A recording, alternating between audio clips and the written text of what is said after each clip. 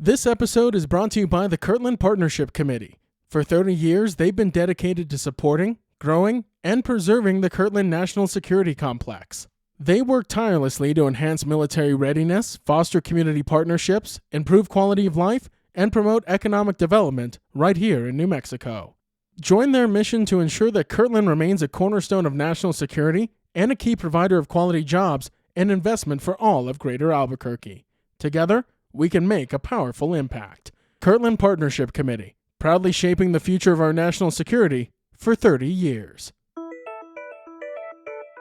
New Mexico's chief federal judge has ordered prominent DWI attorney Thomas Clear III to write a letter to show why he should not be disciplined for his alleged conduct in a racketeering scheme involving bribery and kickbacks to a group of Albuquerque police officers and others. With more on that development, I'm joined by Journal investigative reporter Colleen Heald. And the largest levels of a toxic chemical that can cause cancer and other health issues has been found at Holloman Lake. Albuquerque Journal reporter Nikayla McClellan's been following that story and joins us to share the latest. It's Friday, January 31st, 2025. I'm Gino Gutierrez, and I'll have more on those stories, plus a look at the Journal's other headlines and Albuquerque's weather forecast coming up on the leading news. New Mexico's chief federal judge this week ordered prominent DWI attorney Thomas Clear III to show why he should not be disciplined for his alleged conduct in a racketeering scheme involving bribery and kickbacks to a group of Albuquerque police officers and others. With more on this story, I'm now joined by Albuquerque Journal investigative reporter Colleen Heald, who's been following this story. Colleen, thank you so much for joining me. Thanks for having me. So, Colleen, this could really be described as the latest chapter in this DWI enterprise scheme that came to light last week after Rick Mendez pleaded guilty to bribery, conspiracy, and extortion. Can you provide us some more details on what this judge is asking Thomas Clear to do? It actually was a surprise that the chief federal judge for New Mexico filed a motion to order Thomas Clear to respond in writing to the allegations that have been published in the Albuquerque Journal and in the plea agreement for Clear's former investigator, Rick Mendez. And Colleen, since we started reporting on this DWI enterprise scheme since Mendez's plea deal last week, we've heard a lot about the officers involved and Mendez himself, but what role did attorney Thomas Clear play?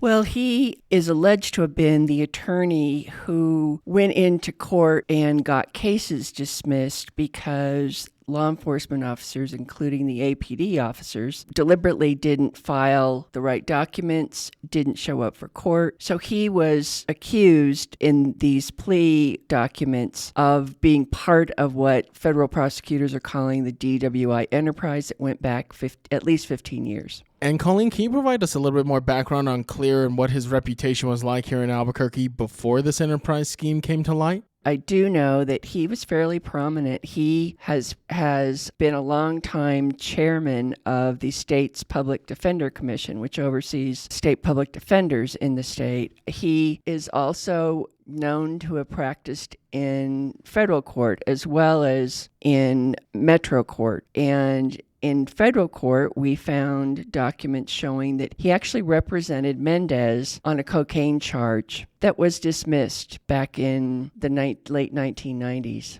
And Colleen, one of the interesting parts about this story is that Mendez told federal authorities that this DWI enterprise scheme operated for at least 15 years, and he also admitted that DWI suspects that were referred to Clear by officers, those officers would then receive cash gifts, legal favors, other things from Clear because of that referral. So if Mendez is alleging that Clear is implicated in the way he is, why is this judge offering Clear a chance to write a letter explaining his part in it? Well, this is a separate administrative issue for the court because they believe that Clear needs to explain why he hasn't violated the standards for professional responsibility of lawyers that are in the courtrooms in federal court. So it's more of it's an issue as to whether he might be disciplined, suspended, or disbarred. So, Colleen, if I'm understanding this right, Clear could still face criminal charges separate from this administrative thing the judge is asking him to do, correct? He could, and if he is charged, according to Judge Kenneth Gonzalez, he has to report to the judge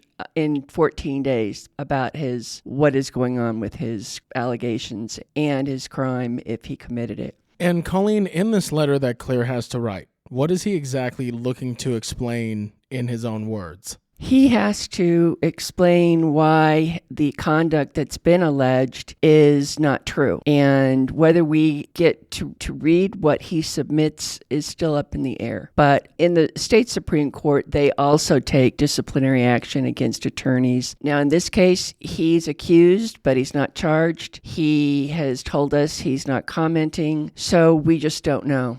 So, Colleen, now we just wait and see what develops next. Albuquerque Journal investigative reporter Colleen Held with the latest on the DWI Enterprise case. Colleen, thank you so much. Thank you.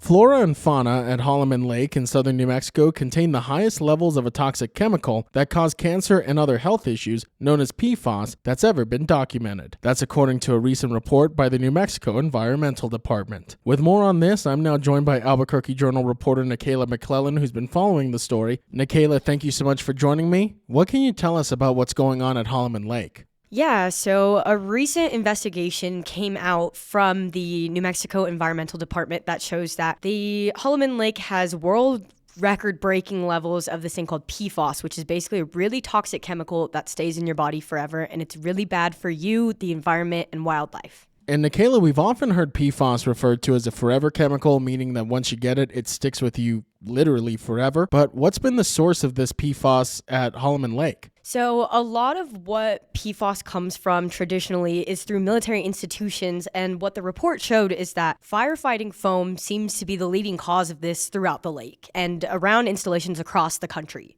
And through this development at Holloman Lake, Nikayla, we've also gleaned a little bit more about conflicts between New Mexico and the military. The Department of Defense sued New Mexico in 2019 to limit state authority over cleanup efforts involving PFAS, while Holloman Lake claims that they have spent $2.9 million on investigations. But what kind of investigations are those? So they have to go through this sort of compliance investigation, and they start by trying to see exactly what the source is and where it is. So once they find that, they are able to kind of go a little bit deeper and find some of the areas that have the highest levels, what the levels are, and some of the things that are affected the most by it. And so following those investigations, they said that they started the cleanup process of sorts, and that investigation phase means that they kind of have to dig deeper into all of the stuff that is affected and how bad it is for New Mexico. And Nikayla, when you have record-breaking levels of this PFAS in the water, how do they go about cleaning this up? Yeah, so there are some efforts going on right now, and they hope to continue it. One of the main things that happens with PFAS is that you have to pump it out of the groundwater, and you use an activated charcoal filter, and that kind of gets all of the bad stuff out of the groundwater, and then you dispose of that filter in a safe way, and that can kind of bring down the levels of PFAS when it comes to the environment.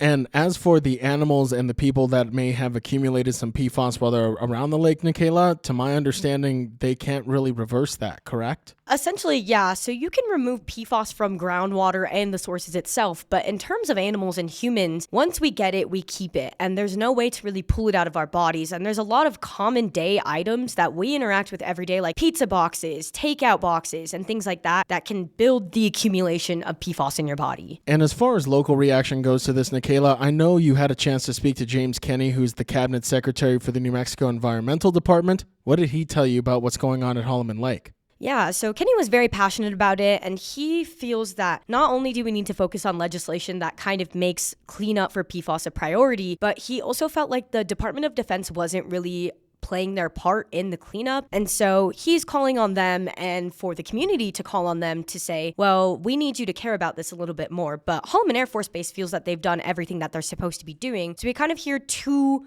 opposite sides when it comes to this issue. So record-breaking levels of PFAS at Holloman Lake, but federal officials are saying that cleanup efforts are underway. Albuquerque Journal reporter Nikayla McClellan with the latest. Thank you so much, Nikayla. Thanks, Gino.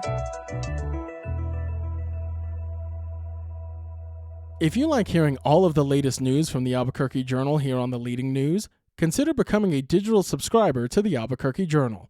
You can check our show notes for a discount code on a digital subscription and keep up with all the latest news from New Mexico's leading news source. In other headlines from the newsroom, a federal grand jury has indicted Tyler Miles Levesque from Albuquerque on charges of threatening then-President-elect Donald Trump on social media. Levesque, who faces up to 5 years in prison if convicted, allegedly posted threats on X, including one on January 3rd. He told authorities he made the post out of frustrations with the government, but authorities argue they constitute true threats, not protected speech. Levesque remains in custody, pending trial. And a carjacking attempt by a group of teens in Albuquerque turned fatal when 14-year-old Alonzo Sanderson was shot and killed after the victim's husband fired in self-defense. Police have arrested 6 teenagers, including Jariah Salas, who faces several charges. The incident involving 7 youths also left a woman injured, and authorities are still searching for a 13-year-old boy who's linked to the crime.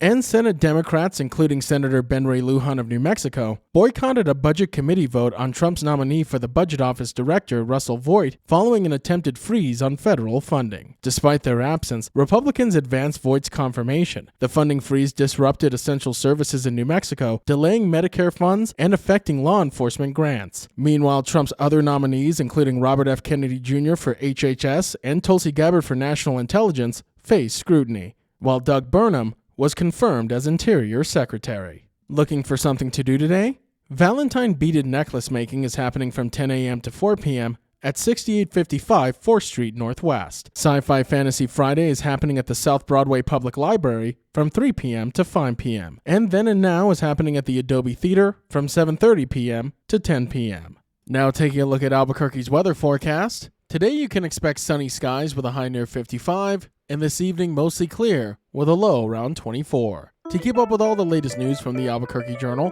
you can visit our website at abqjournal.com. For the leading news, I'm Gino Gutierrez.